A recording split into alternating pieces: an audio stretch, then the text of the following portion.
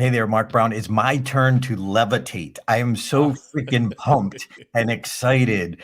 Uh, we're going to sit down with a guy, John O'Leary. If you haven't heard his story, you got to go out to YouTube, search his name, check out the Goldcast video. It's 7 minutes, and I just watched it again twice, and got choked up both times. But I shared the stage with him in Florida, and when he got off stage, I was just like, you got to join us. Please be on the podcast.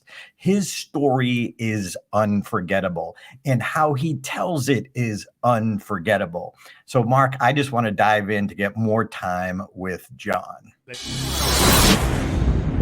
Anyone can give a presentation. Few deliver unforgettable presentations. What's the difference? You're about to find out. Welcome to the Unforgettable Presentations Podcasts with your hosts, world champion speakers and coaches Mark Brown. Your life tells a story, and there's someone out there who needs to hear it. And Darren LaCroix. Stage time. Ready for some powerful presentation ahas? Let's dive right in.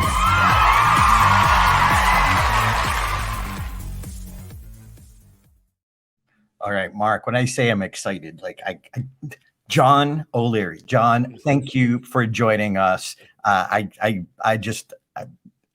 right, hero worship here. I'm just going to say it.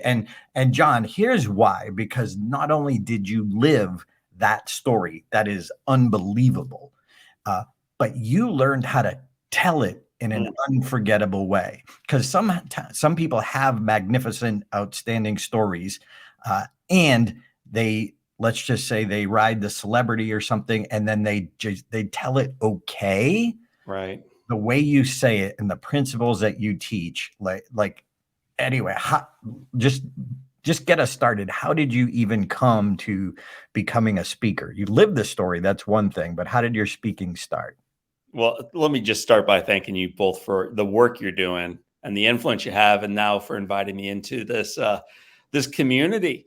I'm honored by it, and I'm looking forward to our time together. And no one's more surprised by the fact that I'm on your show and doing the work that I do than I am. So you're on the show right now with a guy who's an introvert by nature, who's shy, who struggles with self-worth from time to time, who struggled in school, who as a business major was forced to take a class called public speaking for the business major.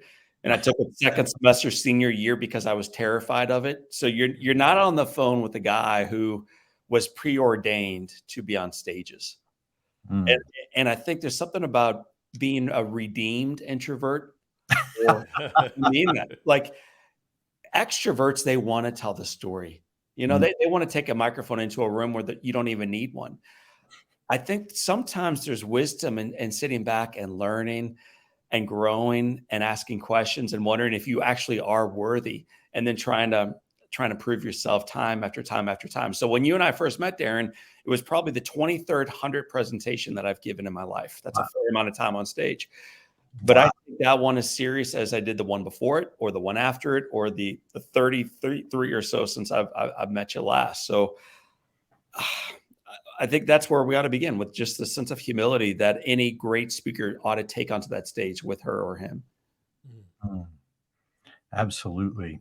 Do you remember back to your first request for being a speaker, or how did that happen? Yeah. So for the folks who don't know the story of John O'Leary, you're right now listening to the voice of a guy who got burned when he was 9, and we can spend more time later on talking about it. But 9-year-old burn victim, 5.5 months in hospital, 100% burned, absolutely should have died, does survive.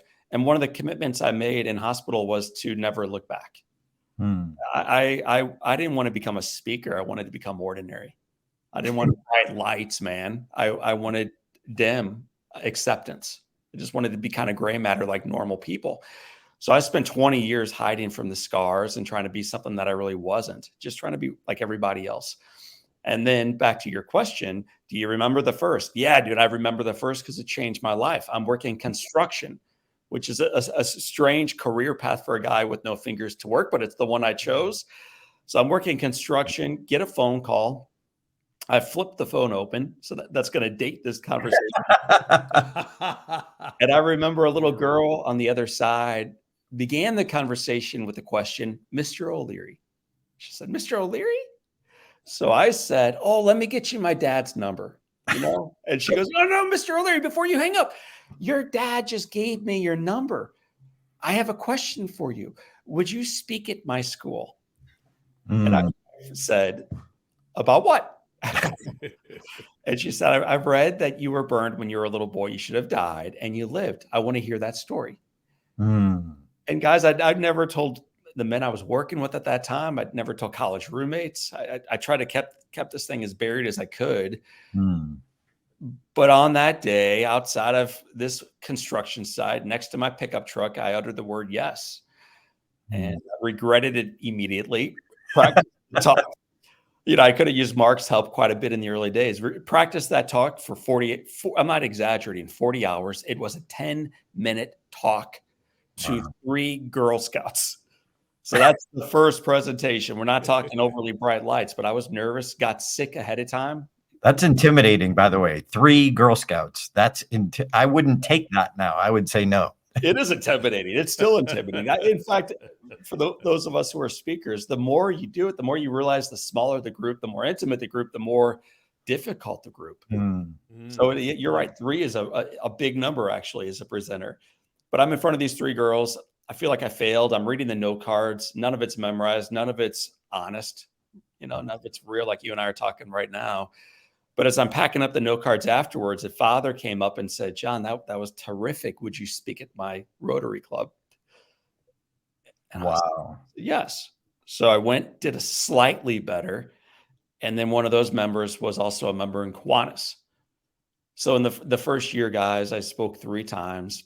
Second year, 8. None of it was for income. None of it was for celebrity status or selling books. I was just saying yes. And then the third year, I spoke 36 times. And during that year, I realized that there was a calling here. And there was an opportunity to positively influence lives through your story. I think, Mark, you have a quote around that. If you have a story, you can influence lives through that story. So I try to get better and better. I actually hired a speaking coach. I practiced an awful lot in the mirror. I eventually hired someone to help book speeches for O'Leary. She requested and required more money as a salary than I'd made the previous 3 years combined.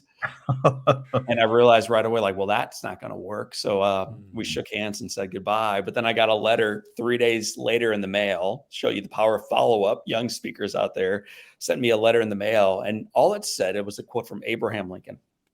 Let us determine that the thing can and should be done. And together we will find a way.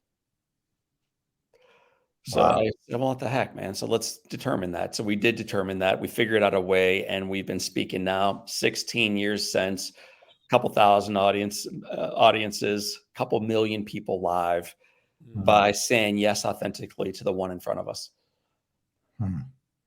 Wow. Say yes. That's a keeper right there. And John, you had this story, you work with a coach. The story is so powerful, but what were some of the, let's just say, lessons you learned along the way about telling your story? Because a lot of people have stories, but they're not sure what to leave out, what to add in. How did you figure that out? Man, I'm still figuring that out. I go through old slide decks from a couple of years ago, and I can't believe I had 7 bullet points. It's like people can't remember 2 things, let alone 7. So I'm still figuring out what needs to be there, what doesn't. So on this side of it, what I'll say is always start with the end in mind. What do you need the audience to receive? And if it is how good you are, you're focused on the wrong thing. If it's how terrific that one story is when you climb to the very tippity top and the view you had, I think it's the wrong thing you're focused on. It ought to really be about what's their struggle, what's the tension, what are they walking into that room with, what does success look like for them, and how can you help them get that? And then if you start with that, then you back end into it by saying, so it's that point and it's this one, and it's not that one, and it's more interactive or it's less interactive. So we always begin with what they need, not what we do. From a delivery standpoint, one of the things I remember she had me do, her name was Linda. One of the things Linda had me do, it was terrible. is to read in front of her children's books. And this is before I had my own kids. So she would bring in books that she had for her grandchildren, and I would stand with the camera rolling, tape rolling. Good old days, boys. The tape Yep. rolling. I can And I relate. would read children's books to Linda and a camera. And then we would watch it. And she would say, "Do you believe it? Is it encouraging? Are you bringing the child along for the ride?" Wow. No, I hate I hate myself doing this. She's like, "Well, do better then. Make it more playful, more energetic. Act like you're speaking to a child." So I'd read it again, and it was horrible, and I'm not a good reader. And then again, and then again, and again. So before we got to tell us again how you were burned, who showed up, what was it like to wake up without fingers? How'd you learn how to write? No, it was reading kids' books to an older lady and to a camera. And those were some of my very first presentations given, and they were some of the worst presentations given. But sometimes you got to do the bad to ultimately deliver the good. Mm. That's wisdom right there. I mean, I know Darren and I encourage people to videotape themselves, which is fine, and they will do it. The kind of hard part is watch it, watch it, Worst. and learn from it. Mm. So you see, you do the hard stuff, or was it do the bad ones? Yes. I'll make it. Yeah, do the hard thing. Yeah, this is a powerful idea, man. Do the hard Do the bad ones to get good. thing. Right. Yeah, the bad to get good. That's correct. You know what though? We have been often telling people and trying to inspire people to understand. We, from our own experience, realize you don't start out that great, right? But many times we want to start at a certain level, and it is not good enough. And we do talk about good enough in one of our other podcasts. We figure, well, I'm never going to do it. Yes. But I love what I think it was 14th century Persian philosopher Saadi said. He said, "All things are difficult until they become easy." And the last part I added, using my brain, logical brain, well, that generally is time and practice. They Yes. become easy. It's time and usage. It's time and experience. But it starts out hard and bad, but it becomes better as your life certainly bears out right now. Mm. When did you think 4 years down the road, when you said yes to 3 Girl Scouts, it could lead to a career? And at what point did you realize, was there ever a point in your progression, John, where you said, you know what, I could really bless people with this Right. skill? Was there ever a moment like that in your experience? Yeah, several. And as they start layering on top of one another, there's conviction for the work you're doing and why you would go through the difficult, why you would fail and fall, trip, dust yourself up and do better. So there are two that were most meaningful for me. One was a local Rotary Club, but it was all the chapters combined as one. And Oh, again, I'm not being paid for this. I may have received a chicken dinner that night, but I was able to bring my mom and dad in. So they were honored guests. They were celebrated by this large room. And I remember thinking, isn't that cool that my heroes are being elevated by this big room, couple hundred people? And that was a meaningful night for me. And then there was a deal where we spoke at a prison in Fort Leavenworth. And again, I told you guys before we went live and recorded that you're on the phone with a guy who's an introvert, and all these mitigating factors that would suggest I would not become a speaker later on in life. Those things are true now, but they were certainly true back then. So I'm going in here scared and not a convicted or confident presenter, or even as a human being, but I'm on mission. I'm saying yes to opportunities, and I'm reading note cards. And eventually, about halfway through, realized like that's not at all what these guys need. And so I just put the cards down and start speaking authentically to them. And we have this exercise near the end where I have them make a list of what they're grateful for as a result of being here in prison, which is kind of a weird thing to do. On the heels of me sharing what my father was grateful for because of Parkinson's disease. And it's this incredible list of joy in the midst of the storm. So I shared my father's story and I said, guys, listen, I was in hospital for 6 months. None of us want to be in this room. None of us want to be wearing these clothes. But even in the midst of this storm, what are you grateful for right now? And so I sat down, I just played the piano for them a little bit while they were taking notes, finished up that thing. And I said, who wants to share your list? And by the way, as a speaker, I think what allows you to be great is to take risks. So if you're doing what everybody else is doing, you're going to be just like everybody else, which is fine. That's not bad. But I'm willing to take risk every day. I don't really care. I think that's ultimately when you allow them maybe to become the heroes of the story, that's when we succeed together. So I'm always looking for opportunities to bring along the audience and allow them to shine. But there's risk involved, as you're about to find out. So I ask if anybody wants to share their list. One guy raises his hand and he reads word for word, not one damned thing. And then he crumbles up this piece of paper and throws it at me. I say, wow, thank you for that. Well said. Anyone else? And there's a guy in the back of the room. This is a true story. Kind of musty, this musty room. This guy's got kind of dirty brown hair, unkempt.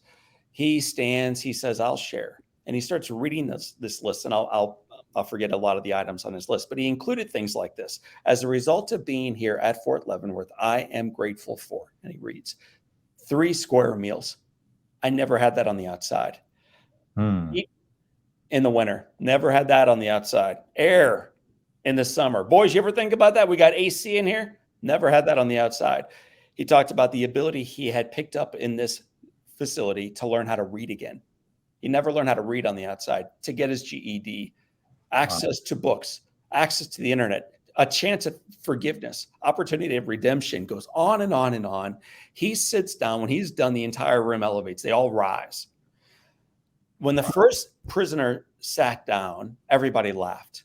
When the second prisoner sat down, they stood up and cheered him, not me. They cheered their colleague. And I remember just observing this, thinking like, dude, is that the power we have as presenters, to allow people to feel so intimately and wholly that it changes like the entire tone of the conversation once you walk out of the room? Wow. And that's what I tried to do in Fort Leavenworth. It's what I try to do in organizations or wherever I'm speaking, to change the temperature of the room once I'm gone. Not just while I'm there. That's easy. But once you're out, can you keep it changed after you walk out? Wow. Man, And about impacting people's lives, hearts, minds, Yes. attitudes.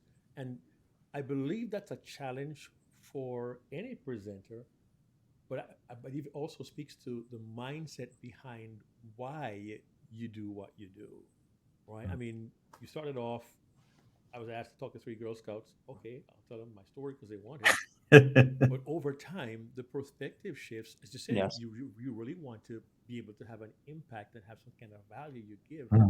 Now, what do you say, John, to the emerging speaker who says, well, I want to be a speaker, but I wasn't burned over my whole body. Right. I didn't die and come back to life. I have a story. I don't play the piano with knuckles. I mean, why should I even bother?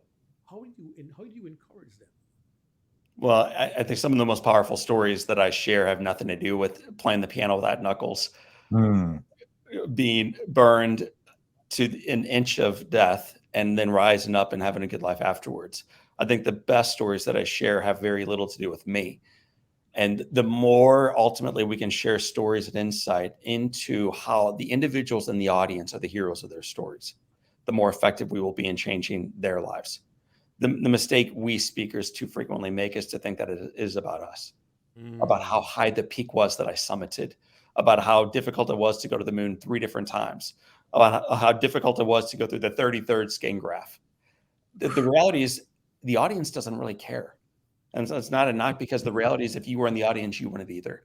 You're thinking a lot more about your marriage. You're thinking a lot more about your dad. You're thinking a lot more about your kids. You're thinking a lot more about this economy. You're thinking a lot more about your addiction or your dreams or your life than you are about some mountain climber, burn survivor, or overcomer. So then the job of those people with terrific stories is to remind them in the audience, it's not about the one with the microphone. It's about all of us in the audience. So all of that to say this, you don't need a crazy story to move audiences, to move minds and hearts.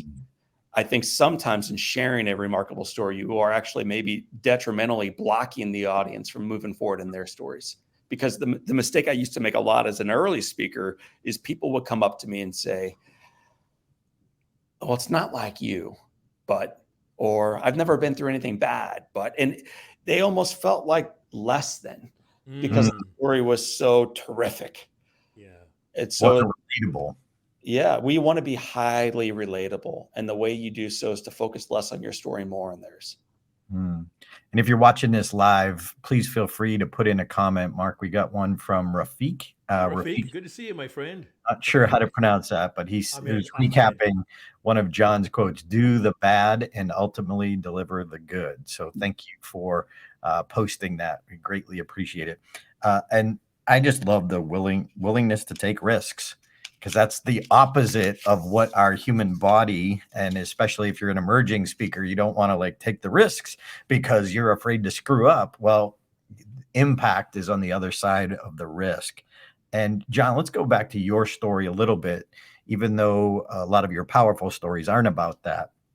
Just what you say and how you say it. I remember sitting there in the audience listening to you, just in awe. And like, you bring humor to one of the most tragic stories I've ever heard. I forever will love your line when your dad, after well, I'll let you set it up, but what your thought was about your dad, to bring levity to that. That's, as a comedian background, that's like, that's the ultimate, but I'll let you. Yeah.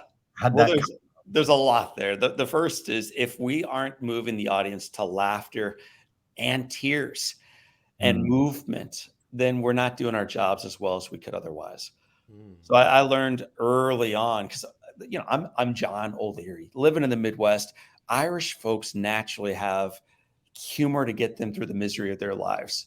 I mean, it's cloudy every day in Ireland, and it rains a lot of the potatoes. Potatoes get old after a while, man. So like when we came over, like, we needed humor to not take the struggle so seriously. And that is still true in like big Irish families. And so I'm from a mother and a father who were both Irish. And so humor was a big part of our lives. And if that's true, it ought to be a big part of our delivery as speakers. So even if I'm in a storm, when I'm sharing something difficult, I try about halfway through that, about 3 to 5 minutes in, to shock the audience where they think they're about to cry. And all of a sudden they're like, I'm laughing. What is it okay? Like, is it okay for me to be laughing right now? And if you pay attention to horror movies, they will have that same kind of build out where they open up the closet door and, oh, it's nothing. And you almost find yourself as an audience member laughing, like, oh, it's okay. But then it's like, no, it's not okay. The monster's over there. And so the more you take them on this wild roller coaster ride, the faster that hour goes and the more transformational it is once the hour is over. So the specific story you're talking about is after John O'Leary, your guest today, blows up a can of gasoline in his face and burns himself and almost dies and burns down the house. And there's a lot involved in that story, of course, of heroes that morning of. But once I finally get to the hospital, the first person back to see me is my dad. And, I'm 9 and I'm laying in a hospital bed, no clothes on, no skin. I'm dying. I knew I was dying. And Darren, what you heard in Florida when you and I met was I'm looking up at the bright light. And this is all a true story. I'm looking up at the bright light. And the only thought I had was, oh my gosh, my dad is going to kill me when he finds out. When dad finds out I burned down the house, he's gonna tear me up. And then he walks into this room, and the first thing he says to me is, John, look at me when I'm talking to you. So I look up, and then I see his finger in my face, and the judgment index finger pointed right at me, and I look up right through it toward him into his eyes, and he says, I have never been so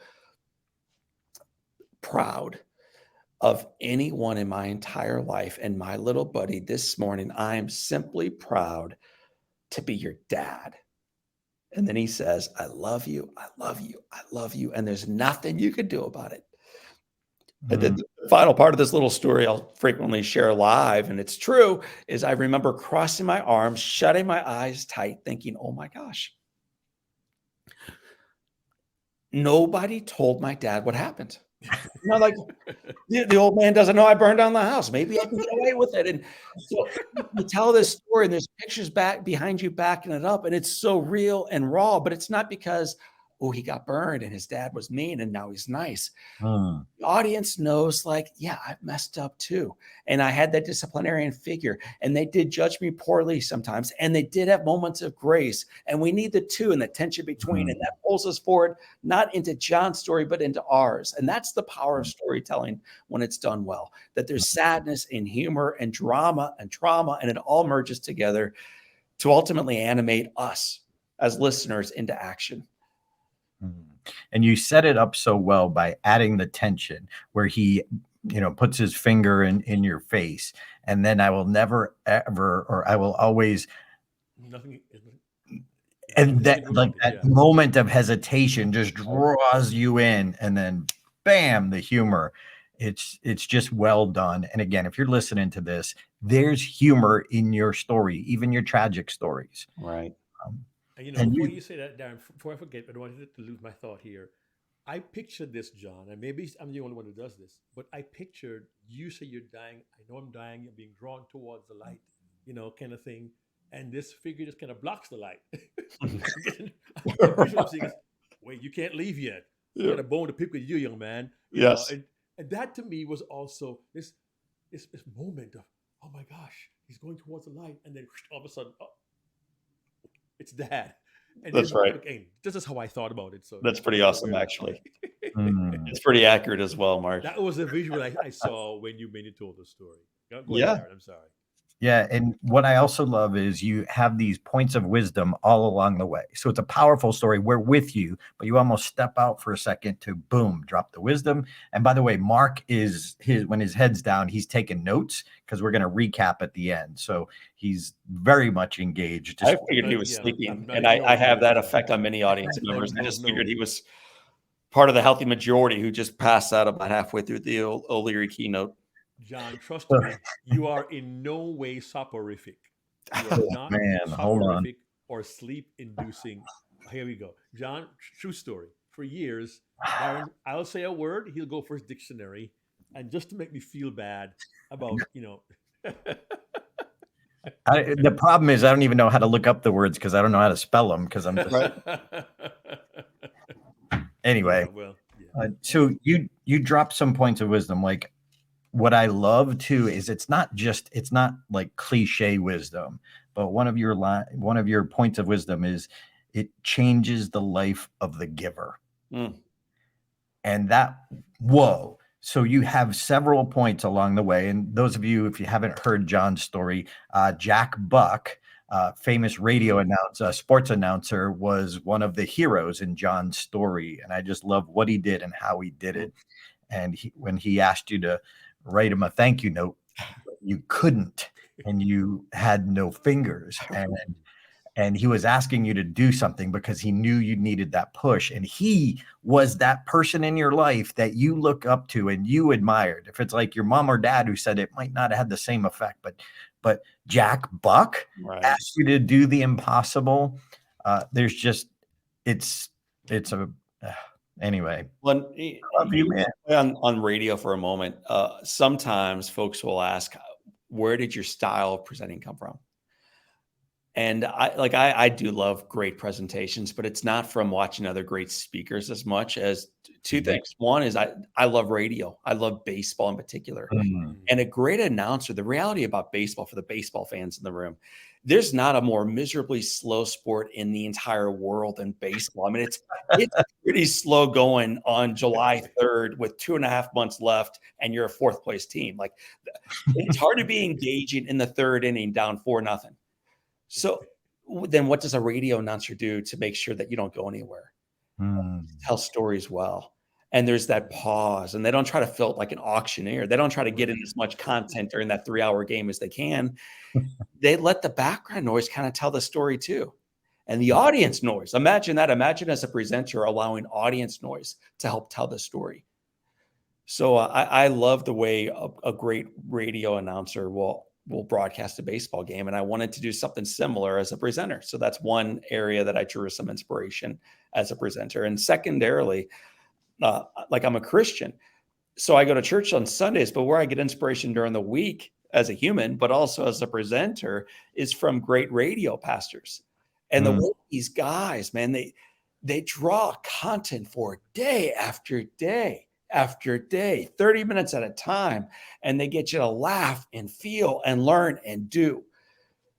Gosh, their cadence, whether you're Christian or not, there's something we can borrow from their mm, cadence that when applied well and when honed with practice can move any audience. mm. And Rafik had another question. I'll throw in my 2 cents, but John, if you have any thoughts on this, should humor come before tragedy or after? Which is more effective in storytelling? My quick answer is yes. That's right. 'Cause it depends. It's not a before or after. It can be to release the tension and then add tension before we get to the tragedy. In your situation, it is after the major tragedy. Right. I would just say I think it's got to be organic is the key, and usually comes out in a line of dialogue, which, if you listen to Mark and I's podcast a lot, we always talk about dialogue. We just had an episode that came out recently about dialogue versus narration, and John's line that he delivers is internal dialogue. Yep. Oh my gosh, no one told my dad what happened. That's internal dialogue. But John, your thoughts on this question? Yeah. So it's funny you say yes. That would have been my answer too. But then if forced into a corner, almost always I'll begin a presentation with humor. And I found that when I used to begin more with the trauma, it was harder for folks to recognize it was safe to laugh.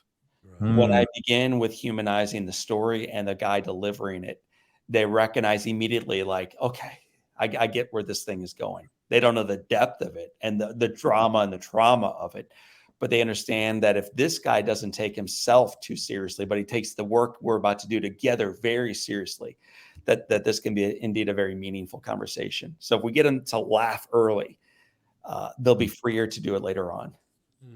excellent. And tough question. You said we could ask you anything. Had you ever made any mistakes early on telling your story where maybe you lost the audience? Yeah, tons of times. So when I started rolling my eyes thinking about how should I answer it was with which time should I use as the example to fall in the story. But even that, the more we humbly fall in front of the audience, the more they say, gosh, she's like us. Mm, So even the way I dress, I try not to dress above. Yesterday I was in Las Vegas wearing a t-shirt, not because I don't respect the audience, but that's what they were wearing. I want to meet them where they are. Always, mm, always respect the people that you are presenting in front of. So the times in the past when I used to make the greatest mistakes primarily were around the times when I wanted to get 100% of the audience to like me. mm. And there's a lot that we could unpack around that. But part of that was if I would see someone on a phone, I used to call it out. And I think there's a way to walk over toward them. I think there's a way to whisper, like, it's so easy in life to, rather than being in the moment, to actually look down at your phone and get lost in things that don't. There's ways to be indirect about this that are good. But when you're like, and there's people in the back row right now, don't even look up. Like, all that does is you make them feel horrible. They could be responding to a daughter's suicide ideation that they're discussing at home. And now you're calling them out. And what are you doing, O'Leary? Not only are you running for them, there were 84 other people or 2,000 other people engaged. And as soon as you call out the guy in the back row, every single head swivels from you where they were, and now they're lost. And now you lost not only the one, but the all. So the mistake I used to make is to think I was really courageous in calling out one or really challenging the folks who weren't going along for the ride to join me. And now what I've recognized is be bold in attracting one and then another and then another. But don't swing for 100%. Start with one and then grab that beachhead and move onward from there. Mm. It's I funny. Very early on, I was told to find a friendly face in the audience. I'm talking 95, 96, very, very early on when I began speaking. I was told to find a friendly face. And I didn't realize the power of the comfort it could give but also you no longer choose to challenge that person in the back row. I remember one time, this may not be the right approach, but to piggyback on that real quickly, John, I had a youth audience. I've had many high school audiences, and they had a device in their hand. I said, "Yep, I know what you're saying. This guy sucks," about me, and they're kids, and they busted out laughing, and it was Yes. great. It was fine. It was humor, and it was I didn't call the kid out. I'm like, "Yep, yeah, I can tell," and I made it about my being. I made it self-depreciating, and That's they where would you and gain they the could laugh audience, at me. Mark. Yes. Yeah. It's I okay for you to make yourself the butt of the joke, but never the audience, Exactly. in my mind. Yeah. Cool. Yeah, I remember Johnny Carson, when he was wrapping up his stint in the Tonight Show, was asked, what was it about you? What was your magic? And he said, he thought about it and he said, I always played up to my audience. And I just thought that was brilliant. And then, Mark, you know the story of Dave Fitzgerald, my comedy mentor, passed away. He started, before he did comedy, he was speaking at AA groups. And he said, I could see the guys in the back of the room who are there because the judge told them they have to, with their arms crossed. And he said, but I made it my goal to be so funny that they had to uncross their arms and say, hey, I'd drink with this guy. Yeah. But making that to engage them so much that they put things down. So like if you got everybody laughing or 80% of the audience laughing and the other people are distracted, they'll be like, oh, what did I miss? And Yes. they'll put their phone to listen because they missed the humor. Anyway, that's my thought. And with our goal to be unforgettable, do you have any comments that you heard after that just touched you so much that just made it worth all the work and the effort and the travel? Any stand out in your mind? I mean, there's too many, and that's not a humble brag. It's just true. Like every time, let me answer it this way. My favorite part of speaking is not the stage. It's afterwards. It's actually where you and I met, Darren. It's the one-to-one line. In the good old days, just hugs and handshakes. Now it's mostly book signing, where they get to share the effect of that message on their life. And in doing so, they share the dark corners of their life that they may not share with their spouse. They certainly don't share with coworkers. And then you walk into a big client conference, whatever that might be for you, and these human beings are being extraordinarily vulnerable with you. Like for me, it's deeply meaningful. Last week, I'll share one that stands up from last week on Thursday. I was speaking at a McDonald's general managers meeting. So McDonald's is a global business, major player, but the GM is one of the more difficult roles that I could fathom professionally. It's a very difficult role. You're working with young employees, sometimes challenging colleagues, to customers. Like everything is happening. The fryer's not working today. Like there's a million things going on, and you've got a lot of responsibility coming at you fast. So I went out there to give them a leadership session. It's part of this quarterly thing we do with these GMs. And one of the questions I asked of them was, share with me one of the most inspirational people in your life and why. And so they turn to a neighbor, they share. And then eventually I said, anybody want to share with the entire room? A couple hundred GMs in the room. And one lady shares about growing up, and just hear what she says. Because it's always more than what people say. So you got to really listen. She said, growing up, we didn't have a car. Like that alone at a GM, that says a lot. And then she said, our pastor would drive out on Sundays and Wednesdays to pick us up at the trailer park. Okay. There was a lot said there too. And she said, he made me realize not only the power of faith in my life, but the fact that my life mattered. It's like, boom, she sits down. And like, that is an amazing story. 3 people later at a different table, a woman shares that she spent some time in prison. That says a lot about her life. And then she went on to say, when she got out, she did not have a license or a car. She took a bus to interview for this job at McDonald's. And there was a GM who believed enough in her to make the hire. And then she said, and Shelly, I want to thank you for being that GM. Wow. The previous woman who shared about the pastor coming out to her house was the same leader now who is taking a chance on someone who's got no license, no car, and a record. So what are the stories? The stories aren't about it. I think I told the story of Jack Buck really good last Tuesday. Listen to how I did it. Not at all.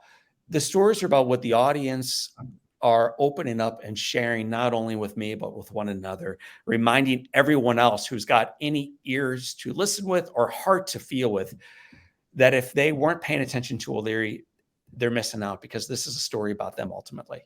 The more we can mix an audience so that the real heroes in the story aren't John and the people he shares from the platform, but the leaders we work with every day who we've never taken the time to really get to know their stories. That's when we've done something magical, and that's when we've really earned our keep. It's funny. I've said for so many months, probably years by now, I've always said the story is about you, but it's for them. And when you tell your story in a way that connects to them and their experience, and they think of their own story, and they can share their own story, then you really serve them well. And John, you're doing that time and time again. That's powerful, really powerful. Yeah. Can I add one more little thing on that? It's just Please. I'm not after perfection, and this might get me thrown off your show or never invited back in. But I stumble. You're good. I know people. I sometimes raise my hand at the wrong time and put it in the pocket at the wrong time, and the left side of the stage should be humor and the right side serious, and I get those mixed up. Like I'm all over the board sometimes, but without a doubt, he's a believable character. He's authentic, and he's for you. So as an audience member, if you're feeling those things, like that guy is believable, he's incredibly authentic, and he's for me. They will give you so much grace when you dangle prepositions and use your hands poorly and have the wrong slide up at the wrong time. So yes, grow in the profession and grow in the craft and become excellent. To do that less than that is a disservice to your creator in my mind. And at the same time, the more you can just be radically authentic and for them, the more they will not only go along for the ride, but offer you a little bit of grace when you misstep. Nice. Be radically authentic. Man, well Sweet. said. As we start to wrap this up, John, Mark is going to put together the keepers, the wisdom that you dropped. We love to recap it. It'll be a short list today, listeners. So we'll get back to your days here. I beg to differ, but thank you. What advice, if you were sitting down over coffee with an emerging presenter who really had a story, they really wanted to help the audience, what advice would you give them over coffee? I'd order a large coffee because we'll need more time than this question will allow me to take. But the first is, it's not about you. It's not about you. And I'd say, no, really, I need you to write that down. And they'll be like, yeah, I know, but it's such a good story. And I got the diagnosis. And then no, but I need you to hear this again. It's not about you. So that would be the very first bullet. The second would probably be, what's in it for them? Like, how does that mountain experience or whatever else, how does that influence positively their life? What are their key takeaways would probably be the third.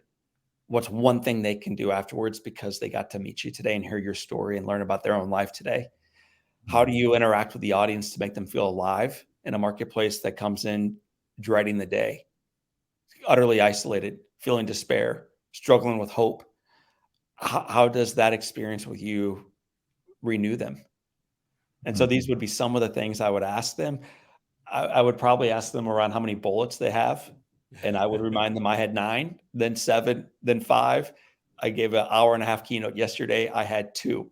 And I said, at the end of this, I want you to pick one that you will do. I don't want even you to leave with 2. I want one. I want one. So those would be some of the things I would drop while we had coffee together. And Rafiq said, this is gold. Thank you, Darren, Mark, and John. And before we get to the keepers, last question, John, how would people get a hold of you? So I have up that, johnolearyinspires.com, but social media, how would people reach out to you? By the way, if you're an event planner and you have a big conference coming up, John is amazing. And the connection that he has with the audience is unforgettable. And his story is unforgettable, but the wisdom that you walk away with is just amazing. Please consider John for your conference opening, closing, whenever. So John, how else would people, and by the way, John has a podcast. If you like inspirational stories, John has a podcast as well as his book, On Fire. Is that daily, John? It's twice weekly. So we drop on Mondays and Thursdays. And And that's one more thing I would do as a young speaker is keep leaving breadcrumbs to farther encourage the folks that you had an opportunity and the honor of speaking to. So when I first started speaking, I thought, deliver a good speech. That's it. Then have a good handout to leave behind. That's it. Then those two things, plus a newsletter that dropped monthly. That's it. And what if it should drop weekly? That's it. Then a podcast, then a book. Then now they're working on a movie, coaching, all these things, not as marketing. That's the wrong approach. As service. How do I serve the one that we had the honor of spending some time with today? So your job as presenters is not to present or speak well. It is to serve authentically and over time. So as we've been doing this for 16 years, and we're servants, and we love it. So how do you stay in touch? I think where you capture the podcast and the book and the newsletter is at johnolearyinspires.com. And there's links there to social media. There's my phone number there. We're here. Like, it sounds kind of random or radical, to use your word. But if you need help, I'm here to serve. So my number's online, my email's online, and the answer is yes. Wow. Mark Brown, what do we got for keepers? Okay, it'll be a very short, long list.